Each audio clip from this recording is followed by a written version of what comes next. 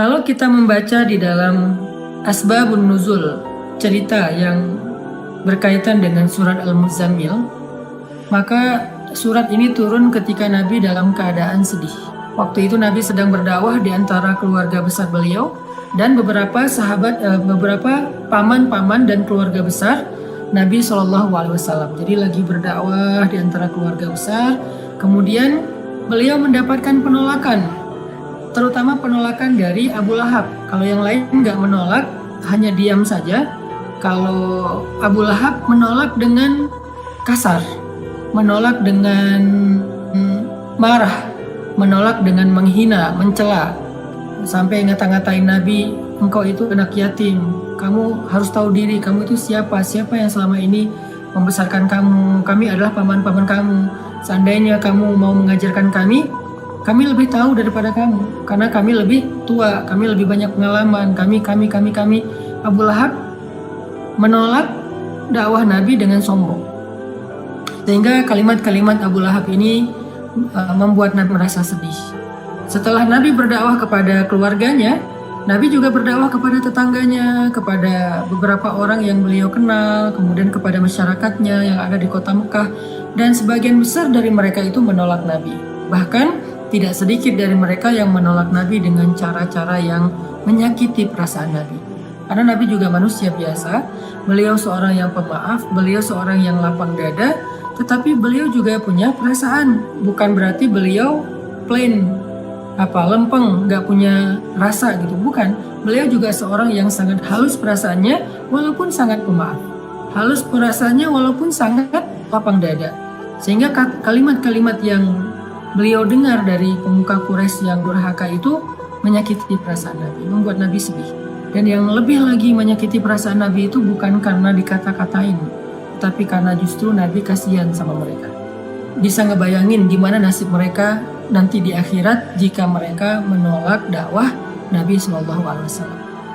Sehingga dalam keadaan yang seharian Nabi lelah berdakwah, keliling ke sana kemari ditolak, ketuk pintu rumah nggak dibukain, datang ke sebuah tempat yang kerumunan orang diusir, Nabi diperlakukan seperti orang yang hina, seperti orang gila, semua menjauh dari Nabi. Sehingga Nabi pulang ke rumah di malam hari setelah seharian capek, dalam keadaan berkeringat, dalam keadaan kotor karena dilempari. Nabi pulang ke rumah, untungnya Nabi memiliki seorang istri yang sangat pengertian, sangat bijak, solehah, yaitu Sayyidah Khadijah. Nabi pulang ke rumah, dibukain pintu rumahnya oleh Sayyidah Khadijah, dan Khadijah paham betul keadaan Nabi, sehingga ketika Nabi sampai di rumah, Khadijah mempersiapkan kebutuhan Nabi, makan malamnya, kemudian Nabi mandi dulu biar seger. Setelah mandi Nabi makan, kemudian setelah itu Nabi bercerita kepada Khadijah, Khadijah hari ini aku keliling tetapi diusir, Khadijah begini, Khadijah begitu. Nabi curhat kepada Khadijah. Khadijah itu tahu betul keluh kesah Nabi dalam perjalanan, dalam perjuangan dakwah yang luar biasa. Khadijah tahu betul perjuangan yang gak mudah. Dan Khadijah mencoba untuk menghibur Nabi semampu Khadijah. Jangan sedih, wahai kekasih Allah, sesungguhnya Allah gak akan mengecewakan engkau. Dan seterusnya. Sambil Nabi istirahat, maka Nabi curhat kepada Khadijah. Lalu setelah semakin larut malam, Nabi pun tidur bersama dengan Khadijah. Dalam keadaan masih ada rasa yang berat di hati beliau. Kalau Nabi capek secara fisik, maka Nabi bisa istirahat dengan makan, mandi, kemudian tidur. Itu cara istirahat dari lelah fisik. Tetapi ternyata Nabi waktu itu bukan hanya lelah fisiknya, yang lebih berat lagi adalah Nabi lelah batinnya. Ini buat kita semuanya, semua kita pasti merasakan lelah batin. Kalau lelah fisik, kita tahu obatnya. Ketika kita lelah secara fisik, kita bisa istirahat dengan duduk, kita bisa istirahat dengan goler-goler, berbaring, kita bisa istirahat dengan tidur lelap, kita bisa istirahat dengan santai-santai, kita bisa istirahat dengan makan dan minum, ngopi, ngeteh, minum jus, makan buah. Kita bisa istirahat dengan nonton, kita bisa istirahat dengan bercanda dengan anak-anak, dengan keluarga. Itu adalah cara kita melepaskan lelah fisik, merecovery lelah fisik. Sakit Fisik juga demikian, recovery-nya kita bisa dengan bed rest, kita bisa dengan minum obat, kita bisa dengan terapi. Itu adalah cara kita recovery sakit fisik, lelah fisik. Tapi bagaimana kalau kita sedang lelah batin, sakit batinnya, perasaannya yang sakit, hatinya yang sakit, pikirannya yang sakit, jiwanya yang sakit, dalam tanda petik. Gimana cara kita merecovery semua itu? Gimana cara kita ngobatin batin kita yang sedang terganggu? Gimana cara kita ngobatin hati kita yang terluka?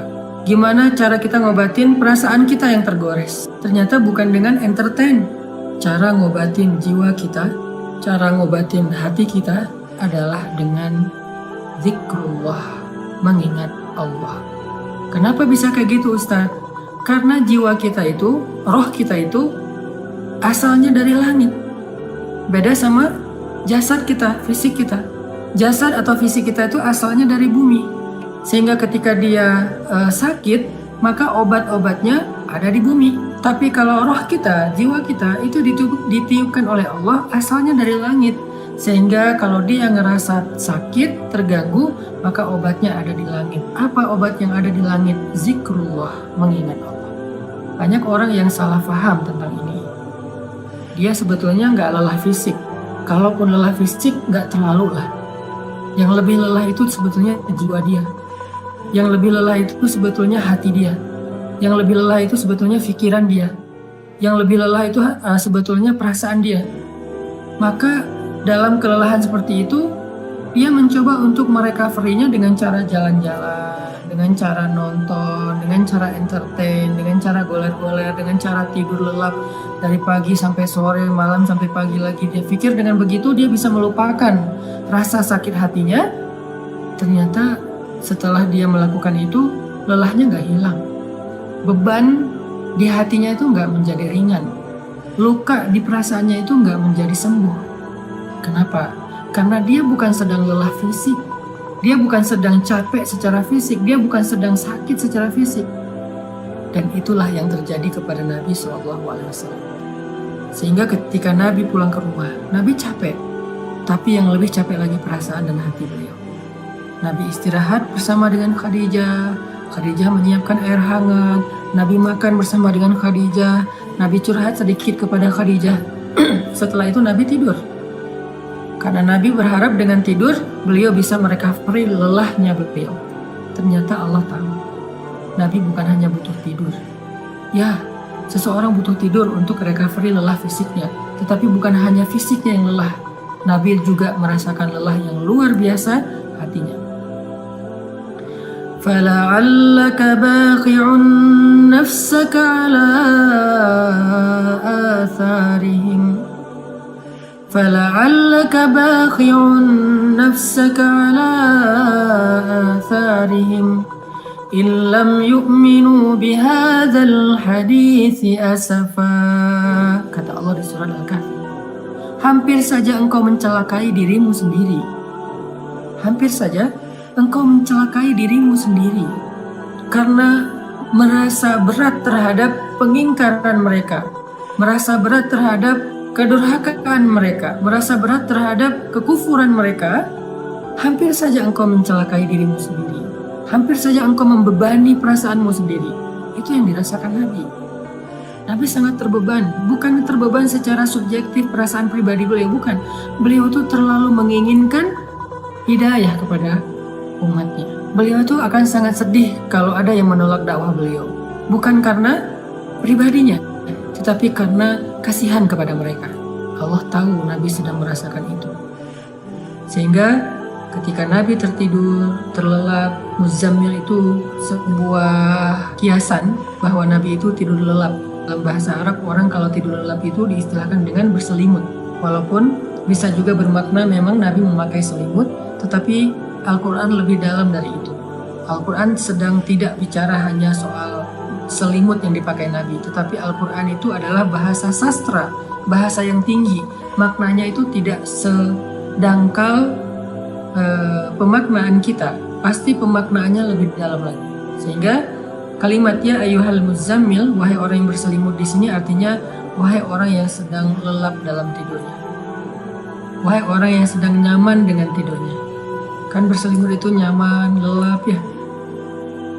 Wahai orang yang sedang beristirahat dari lelah fisiknya dengan cara tidur. Allah tahu Nabi butuh istirahat, tidur agar bisa merecovery capek secara fisik. Tetapi Nabi juga butuh sesuatu yang bisa merecovery capek batin, perasaan, jiwa dan pikiran beliau. Sehingga Allah berfirman, "Qumil lail." Bangunlah di malam hari. Ternyata fadilah keutamaan pertama dari tahajud itu adalah tahajud obat dari lelahnya jiwa. Tahajud adalah recovery batin. Tahajud adalah obat hati. Tahajud adalah penenang pikiran apabila dilakukan dengan sungguh-sungguh. Tabattul atau tabatilah. Itulah keutamaan tahajud. Setelah Nabi beristirahat dengan cara tidur untuk merecovery lelah fisiknya, Allah suruh Nabi juga untuk melakukan sesuatu yang bisa merecovery lelah batinnya. Apa itu? Qumil lail. Berdirilah di malam hari. Bangun malam, tahajud. Sehingga buat kita semua yang pernah merasakan lelah batin atau mungkin sekarang sedang merasakan itu, sedang ngerasa lelah batinnya, sedang ngerasa capek jiwanya, sedang ngerasa sakit hatinya, sedang ngerasa terluka perasaannya, sedang ngerasa galau pikirannya, qumil lail, bangunlah di malam hari, maka Allah Subhanahu wa Ta'ala akan mengobati luka di hati kita, seperti obat yang bisa menyembuhkan luka di fisik kita. Bangunlah di malam hari, maka Allah akan menyembuhkan sakit hati kita, seperti obat yang bisa menyembuhkan sakit fisik kita. Bangunlah di malam hari, maka Allah akan menyembuhkan goresan di perasaan kita, sebagaimana obat bisa menyembuhkan goresan luka di kulit kita. Bangunlah di malam hari, maka Allah Subhanahu wa Ta'ala akan menenangkan pikiran kita, sebagaimana ada jenis obat yang bisa menenangkan kita dari rasa sakit. Bangunlah di malam hari, maka Allah akan melapangkan dada kita, sebagaimana obat bisa menjadikan kenyamanan bagi kita yang sedang merasakan kesakitan. Bangunlah di malam hari, Allah Subhanahu wa Ta'ala akan menyembuhkan penyakit-penyakit amradul qulub atau perasaan tidak nyaman di jiwa kita. Itu fadilah keutamaan pertama dari tahajud atau tarawih apabila kita melakukannya dengan benar. Jadi sekarang kita jadi tahu recovery yang kita butuhkan itu ada dua. Ada recovery fisik, ada recovery zahir, ada recovery jasad kita, tubuh kita, ada recovery jiwa kita, batin kita, perasaan kita, hati kita. Recovery fisik dengan istirahat, dengan tidur, dengan makan, dengan ngopi, dengan ngeteh, dengan makan buah, dengan minum jus, dengan entertain, dengan nonton, dengan jalan-jalan, dengan bersenda gurau dengan keluarga. Itu adalah recovery fisik. Sedangkan recovery batin, jiwa, perasaan, dan pikiran kita, hati kita dengan zikrullah. Dan zikrullah yang paling baik itu di antara sekian banyak zikrullah adalah qiyamul lail, salat malam. Kenapa? Jawabannya ada di ayat ke-6, inna nasyi'atal lail asyaddu wat'an wa aqwamu qila. Karena malam hari itu lebih menenangkan buat kita dan lebih mudah untuk khusyuk. Itu fadilah pertama dari tahajud atau qiyamul lail atau salatut tarawih, salat tarawih.